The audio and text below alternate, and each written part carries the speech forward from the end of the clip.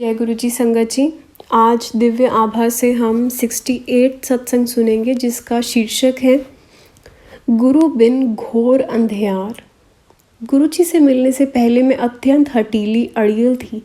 मैं किसी की बात नहीं सुनती थी, किंतु कुछ दुर्भाग्यपूर्ण घटनाओं ने मेरा उत्साह प्रायः समाप्त कर दिया था। किसी ने मृत व्यक्ति की अस्थियों को चूर्ण कर मेरे भोजन में मिलाकर मुझे खिला दिया था।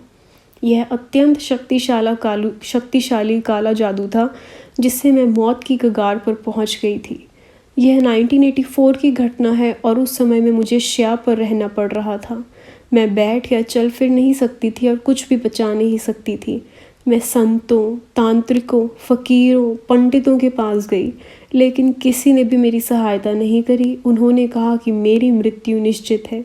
यदि मेरी कोई सहायता करेगा तो कर्मों के आदान प्रदान के कारण उसकी मृत्यु होने की संभावना है।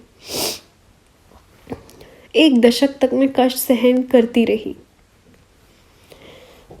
फिर एक कनाडा निवासी लूना, जिसे मैं जानती थी, ने गुरुजी के पास जाने की सलाह दी।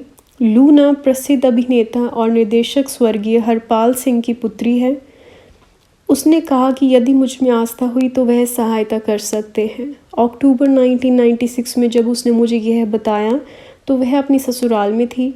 मैं उसके माता पिता, जो गुरुजी के दर्शन हेतु पटियाला से पंचकुला आए थे, उनके साथ मंदिर में पहुंची। जब हम अपनी गाड़ी खड़ी कर रहे थे, गुरुजी संगत हॉल से निकलकर बाहर आए। हम सब ने उनके कमल चरणों को स्पर्श किया।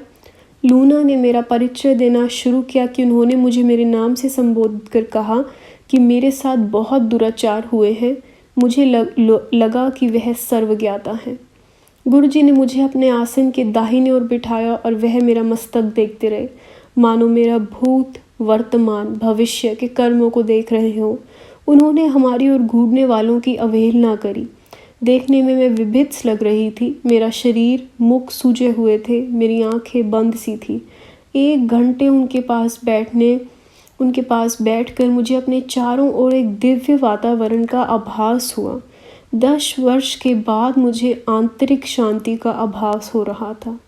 फिर उन्होंने मुझे लंगर करने के लिए कहा। उस समय मैं उसकी गुणवत्ता से अपरिचित थी। मैं लंगर स्थान से बाहर निकलने का प्रयास किया। मैंने सोचा कि मैं बिना मूल्य का भोजन कैसे कर सकती हूँ, परंतु गुरुजी को मना करना संभव ही नहीं था। उन्होंने दोबारा मुझे लंगर ग्रहण करने के लिए कहा तो मैंने किया। उसके बाद उन्होंने मुझे अपने बाईं ओर बिठाकर उस हाथ को दबाना और मालिश करने को कहा। आधा घंटे के बाद उन्होंने मेरा अंगूठा अपने अंगूठे से दबाया और उसी क्षण मेरा 60% रोग समाप्त हो गया। उनके चरणों में बैठे हुए उन्होंने अवर्णनीय मुस्कुराहट देते हुए आते रहने के लिए कहा। उस दिन मुझे आशा बंधी, किंतु उसके बाद 6 महीने तक लूना के ससुराल वालों ने मुझे व्यस्त रखा। मैंने उन्हें चंडीगढ़ के निकट जीरकपुर में 4 कनाल भूखंड भेजा था। पंजीकरण के समय मुझे लगा कि मेरे साथ 1.5 लाख रुपए का धोखा किया गया है। मैं गुरुजी के आदेश का पालन भी नहीं कर सकी। 6 माह के पश्चात जब मैं पंचकुला गई तो पता चला कि गुरुजी चंडीगढ़ चले गए। मैं उसी समय उनके पास गई। जैसे ही उन्होंने मुझे देखा, उन्होंने दूर से ही कहा कि मेरे साथ 1.5 लाख रुपए का छल हुआ है। उनकी सर्वज्ञाता शक्ति दोबारा सामने थी। उसके पश्चात मुझे 2 वर्ष तक शांत उपचार दिया। कालांतर में मैंने शिव पुराण में पढ़ा कि गुरु को 2 वर्ष तक शिष्य की परीक्षा लेनी चाहिए। मैं उनके पास निरंतर जाती रही। जय गुरु जी। मेरी दीवार पर 2 चक्षु। प्रसन्न मुद्रा में गुरुजी अपने भक्तों को अपने चित्र बांटते थे, पर यह करते हुए वे सदा मुझे टाल जाते थे। मुझे दुख होता था, लेकिन अड़ियल होते हुए भी मैंने उनकी आज्ञा का पालन किया। 5 बहनों में सबसे छोटी होने के कारण मुझे बहुत लाड प्यार मिला था। मैं रोज़ 7 बजे संगत में पहुंच जाती थी। 2 वर्ष के बाद एक दिन मुझे देर हो गई। भक्तों ने बताया कि उस दिन गुरुजी ने कम से कम 10 बार मेरे पहुंचने के बारे में पूछा। मैं हैरान रह गई। उस दिन वह अति प्रसन्नचित्त लग रहे थे। उन्होंने भविष्य में विश्व में होने वाली घटनाओं और स्वरूप का उल्लेख किया और घंटों वार्तालाप करते रहे। भक्तों ने जो सुना वह आजकल समाचार पत्रों के मुख्य समाचार होते हैं। मैंने अपने हाथ जोड़कर उनसे प्रश्न पूछने की आज्ञा लेकर उनको कहा, गुरुजी, क्या मैं इतनी दुर्भाग्यशाली हूँ कि मुझे आपका चित्र नहीं मिल सकता? गुरुजी ने उत्तर दिया कि मुझे चित्र की आवश्यकता नहीं है, क्योंकि वह मेरे हृदय में है। इस कथन ने मुझे सोचने को प्रेरित दिया। वह तो स्वयं ईश्वर हैं और हृदय में तो केवल ईश्वर ही बसते हैं, पर उन्होंने मुझे एक छोटा चित्र दिया और कहा कि यह उनका परिचय है। मैं उसे सदा अपने पास रखती हूँ। उसे मैं अपने तकिए के नीचे भी रखती हूँ या अपने परिधान पर लगा लेती हूँ। इससे मुझे सब बुराइयों से सुरक्षित होने का आभास होता है। मैं अपने शयन कक्ष में गुरुजी का चित्र रखती थी और उसकी पूजा करती थी। कालांतर में उसमें 2 चक्षु प्रकट हुए। आकार में वह बड़े बड़े और अति सुंदर थे। मैं उनसे कभी भयभीत नहीं हुई। मैं उनसे सदा पूछा करती थी कि वह ब्रह्मा, विष्णु या महेश में से कौन है, लेकिन वह केवल पलक झपकाते थे। कुछ समय बाद उनमें से किरणें भी निकलने लगी। गुरुजी शिव का अवतार हैं। यह चक्षु उनका प्रत्यक्ष प्रमाण थे। जय गुरुजी। गुरुजी से मिलने से पहले मैं बाबा चरणदास राधा स्वामी सत्संग के प्रमुख से मिली थी। मैं उनको अपने एक अमेरिका मित्र फेरल ब्रेनर के माध्यम से मिली थी। राधा स्वामी के अनुयायी ब्रेनर परा मनोविज्ञान में शोध करने भारत आए थे। वह मुझे बाबा चरणदास से मिलने को कह रहे थे। मैंने उन्हें पहले होशियारपुर में स्थित भृगु संहिता में प्रश्न करने के लिए हठ किया। यह उनको जानने की मेरी विधि थी। उस दिन जो पत्र हमारे समक्ष आया उसमें लिखा था कि वह हम दोनों के लिए भाग्यशाली दिन था। संहिता के अनुसार यह मैं पहले देख चुकी थी। पहले मैं एक देवी थी जिसका इस पृथ्वी पर जन्म लेने का मूल कारण मोक्ष प्राप्ति था। इस विश्वास के साथ ही मुझे मूर्ख नहीं बनाया जा रहा है। मैं बाबा चरणदास से मिली। वह लोगों को दीक्षा देते थे। उस समय मेरी माँ का कंपवात रोग, पार्किंसन रोग में से पीड़ित थी। मैंने उनको कहा कि यदि वह मुझे दीक्षा देना चाहते हैं तो उन्हें मेरी माँ को स्वस्थ करना होगा। वह मान गए और मैंने दीक्षा ग्रहण करी, किंतु मेरी माँ शीघ्र ही चल बसी। मैं विस्मित थी। बचपन से मैं अतीन्द्रिय रही हूँ और आने वाली घटनाओं को अक्सर मैं सपने में देख लेती हूँ। यदा कदा मैं दिव्य वाणी भी सुन लेती हूँ। मैंने ईश्वर से प्रश्न किया कि क्या बाबा भगवान हैं? उत्तर मिला कि वह शीघ्र ही मिलेंगे। हम सब तो सदा उनसे मिलने के मार्ग पर हैं। मैंने सोचा और बाबा पर से मेरा विश्वास खत्म हो गया। जय गुरु जी। गगन चुंबी वृक्ष। गुरुजी से मिलने के बाद मैंने दोबारा दिव्यवाणी से प्रश्न किया। मैंने पूछा कि वह कौन है। उत्तर मिला कि वह स्वयं परमात्मा है। इस आकाशवाणी के बाद बिना किसी संशय के मैंने उनको पूजना आरंभ कर दिया।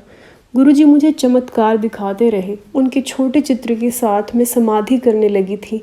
चित्र की आंखें पलक झपकने लगी थी और मस्तक में से किरणें निकलने लगी थी।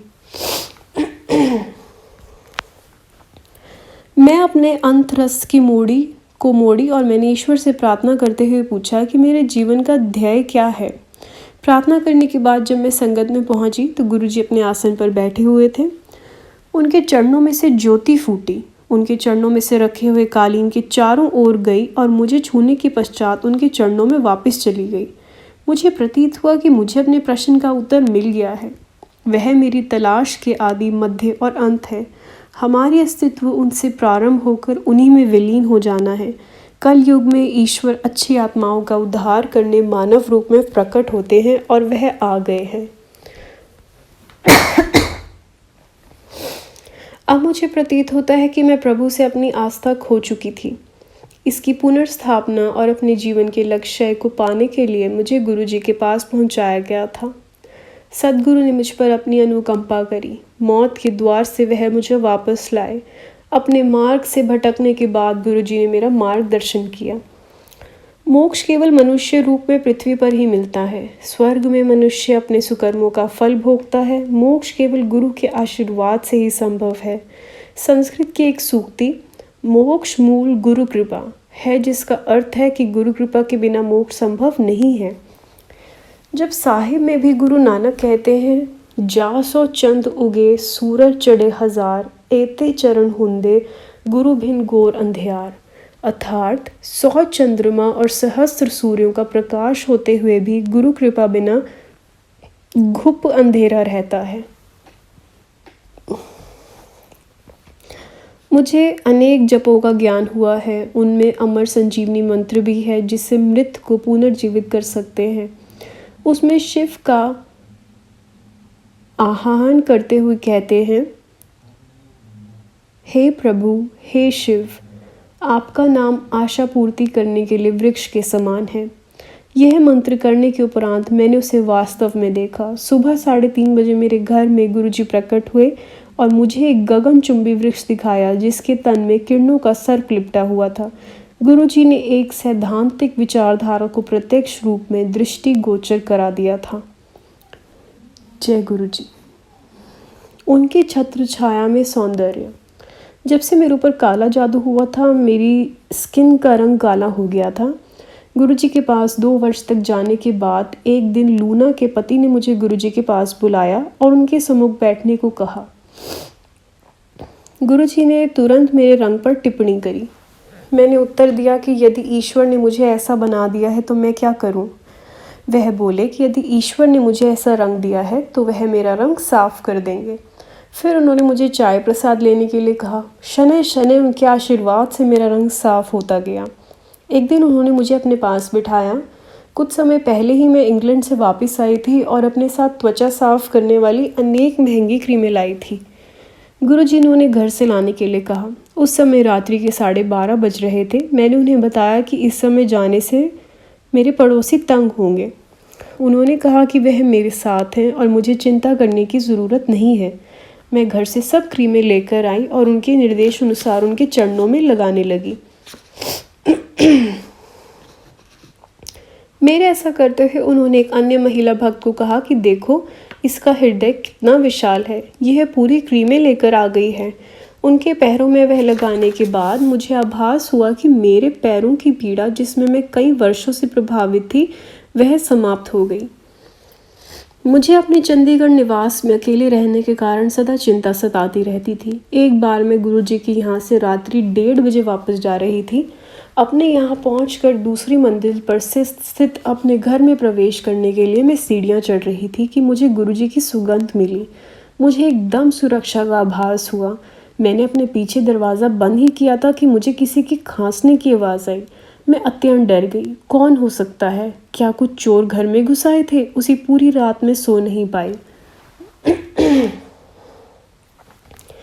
अगले दिन जब मैं गुरुजी के पास गई तो वह उसी प्रकार से खांसे।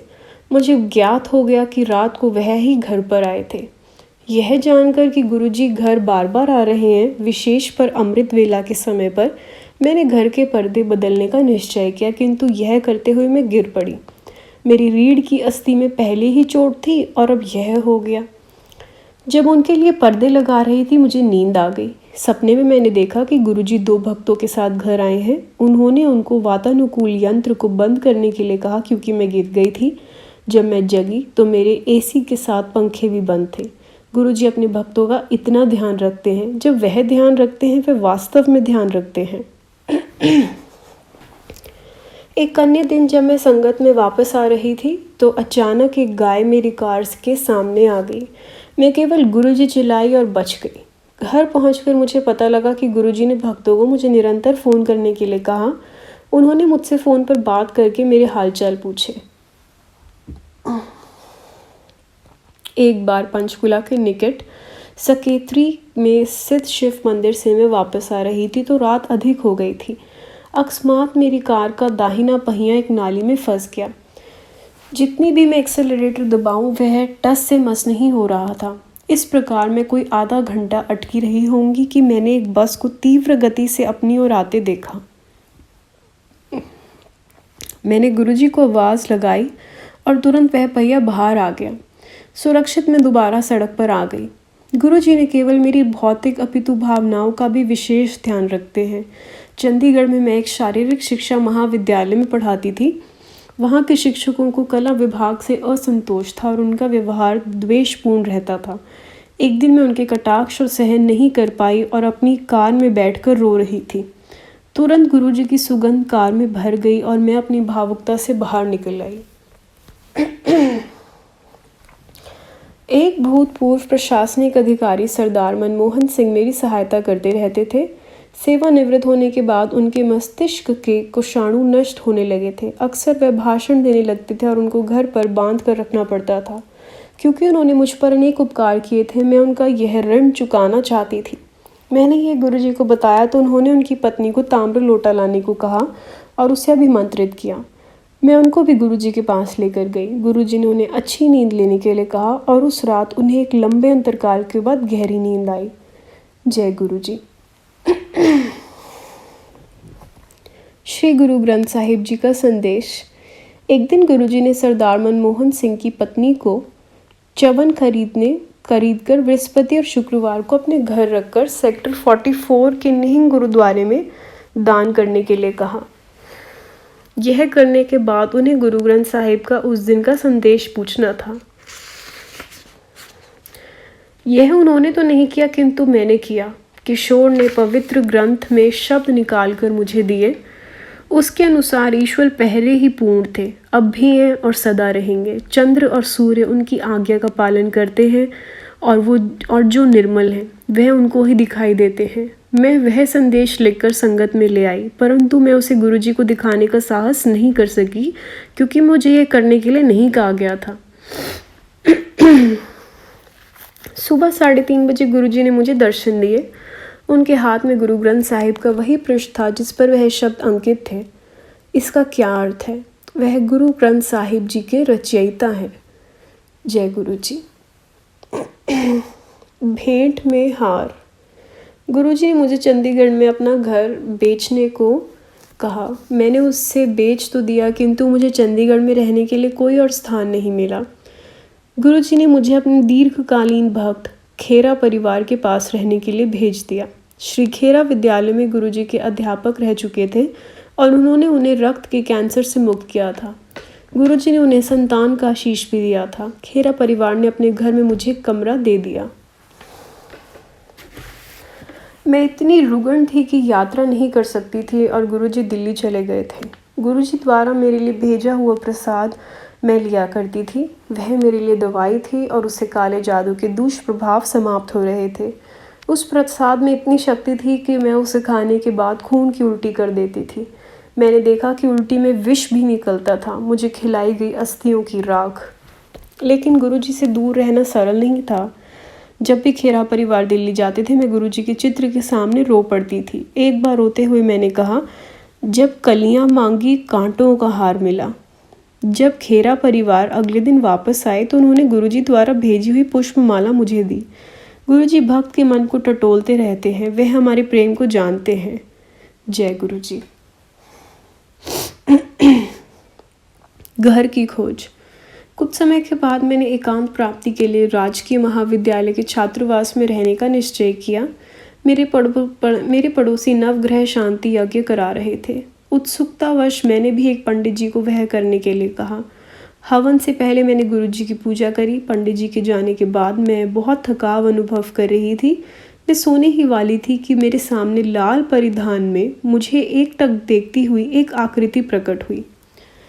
वह गुरुजी के चित्र के समान थी। इससे पहले कि मैं कुछ कह पाती, सर्वज्ञाता सदगुरु ने मुझे फ़ोन किया और पूछा कि क्या मैं उनकी पूजा कर रही थी। मेरे पास अपना कोई घर नहीं था और मैं पंचकुला में किराए के मकान में रह रही थी, परंतु बाद में मैंने यह घर नहीं खरीदा। गुरुजी ने मुझे वह घर दिखा दिया था। 1998 में एक सपने में मैंने देखा कि मेरे पास एक कोने का मकान है जिसकी दीवारें गुलाबी रंग की हैं,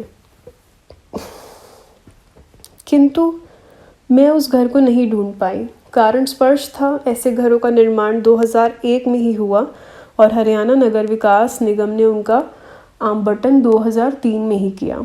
इसका अर्थ है कि गुरुजी को उस घर के बारे में उसके बनने से पहले ही पता था। जय गुरुजी। त्रिलोक स्वामी। एक बार मुझे सपना आया कि मैं दिव्य लोक में एक झील के किनारे बैठी हुई हूँ। उसके अनुपम सौंदर्य का वर्णन शब्दों में नहीं किया जा सकता। उस लोक में भी मैंने अपने पर्स जोर से अपने हाथ में पकड़ा हुआ था। जब मैं सोकर उठी तो मैं अत्यंत शर्मिंदा होकर सोच रही थी कि क्या मैं इतनी लोभी हूँ। मैंने अपने सब बैंकों में जमा पूंजी निकालकर गुरुजी के चरणों में रख दी। उन्होंने कहा कि उन्हें इन निरर्थक कागज़ों की कोई आवश्यकता नहीं है और मुझे वह वापस ले जाने के लिए कहा। रात बहुत हो चुकी थी और मैं चिंतित थी, किंतु गुरुजी ने आश्वासन दिया कि वह साथ हैं और कोई अनहोनी नहीं होगी। मार्ग में मैं एक भक्त के घर पर चाय के लिए रुकी, किंतु गुरुजी ने मना कर दिया। मुझे अपनी कार के आसपास कुछ अवांछित तत्व दिखाई दिए थे और मैं सीधा घर आ गई। एक रात में फिर उनके चित्र के सामने रो रही थी। उसी क्षण उनके चित्र में से एक दिव्य हाथ निकला। उस पर कीड़ों के आकार में अनेक स्त्री पुरुष चल फिर रहे थे। वास्तव में गुरुजी कहते हैं कि उनकी संगत कीट समान है। यह देखकर मुझे उसकी सार्थकता का आभास हुआ। ईश्वर की अपेक्षा और कौन अपने ग्रहों के निवासियों को अपने हाथ में संभाल सकता है। गुरुजी इस पृथ्वी के चक्रवर्ती सम्राट हैं। मैंने देखा है कि वह ब्रह्मा विष्णु महेश के दर्शन कहीं भी दे सकते हैं। एक सपने में मैंने देखा कि मैं 7 वर्ष की नन्ही लड़की हूँ और मेरे दाहिने कान के पीछे बालों में कुछ झाग लगा हुआ है। वह झाग 4 स्वर्ण के पेचों में परिवर्तित हो गया। वह खुले और 2 अन्य मूर्तियों के साथ शिव मूर्ति बाहर आई। एक दिव्य ध्वनि ने इनको त्रिदेव होने की घोषणा करी और मुझे पता चल गया कि मेरे गुरु सब देवों के देव हैं, वह स्वयं परमात्मा है। एक बार चंडीगढ़ में देर रात्रि में गुरुजी ने अपने एक भक्त नवराज को सोने के लिए डांटा। नवराज को अपनी आंखें खोल कर रखने में दिक्कत हो रही थी, इसलिए गुरुजी ने उसको बार बार डांटा और सोने से रोका। घर पहुंचकर मैंने सपने में देखा कि गुरुजी आसन पर बैठे हुए थे और संगत के स्वर्गवासी सदस्य, मेरी माँ भी उनमें थी, उनके सम्मुख बैठे हुए हैं।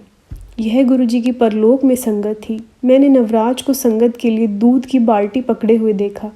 मैंने निष्कर्ष निकाला कि यदि नवराज उस रात सो जाता तो उसकी मौत निश्चित थी।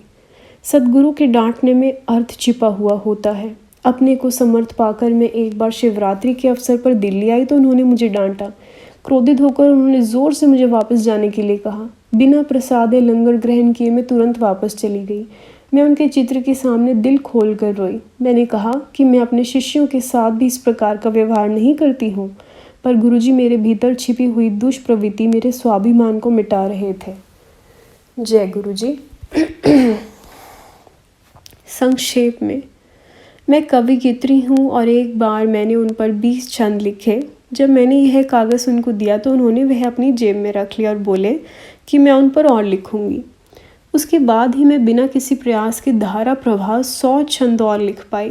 फिर मैंने एक उपन्यास जब प्रेम की ओर लिखा और उनको समर्पित किया। शीर्षक गुरबानी की एक पंक्ति, जब प्रेम कियो जे परब पायो, से उद्घट क्रिया है। शीघ्र ही यह पुस्तक गुरु कृपा से पंजाबी भाषा के लिए एक फिल पाठ्यक्रम में लगा दी गई। जय गुरु जी। इस सत्संग की समाप्ति होती है। बहुत ही अच्छा सत्संग था।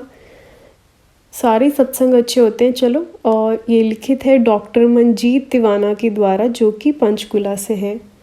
जय गुरु जी। अनंतम शुक्राना गुरु जी।